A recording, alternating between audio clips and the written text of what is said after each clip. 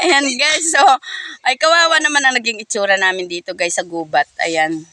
Kaya naman na naman guys. Kaya naman na naman ang naging itsura namin. Ayun, pati ang aking ano. Ayan o, tingnan nyo. Ayan. O, punong-puno. Punong-puno ng nakadikit na mga, ano tawag ba dyan? Yung mga,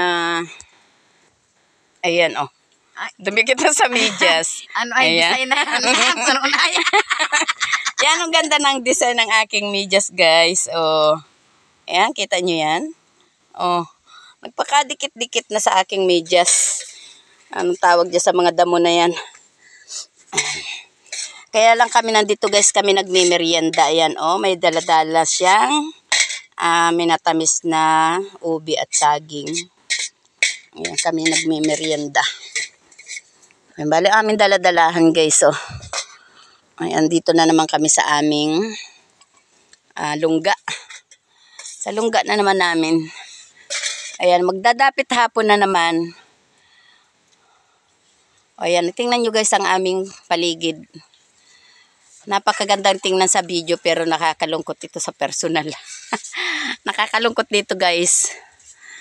Malungkot na mapanglaw din dahil sa paikot ito ng gubat. Lalo na yan. Ayan, yan, tagod turin na yan. Kung titingnan mo yan guys, ay hindi yan tagod turin. Pero grabe, sobrang pagkatagod-tod niya na. Napakalalaki ng mga bato guys. Napakalalaki na. Utal na ako guys, utal na. Napakalalaki ng mga bato dyan. Ayan, pamula pa yan doon. Ayan, papakita ko sa inyo guys. Pamula doon sa dulong-dulo na yon hanggang dyan. Ayan. Pamula dyan, hanggang doon sa dulo pa doon. Yan ay napakatarik na lusungin guys na puro batong napakalalaki. Baka nga may mga nakatago na doon, may mga nakatira na guys na mga anaconda ay. Kaya nakakatakot. Pagkalalaki ng bato guys dyan. Tapos yan yung mga puno na yan, mga gubat na yan. Anong tawag ba dyan? Basta yan Basta gubat ang tawag ko dyan. Ayan oh. Ayan, 'di ba? Nasa kapaligiran ay puro gubat.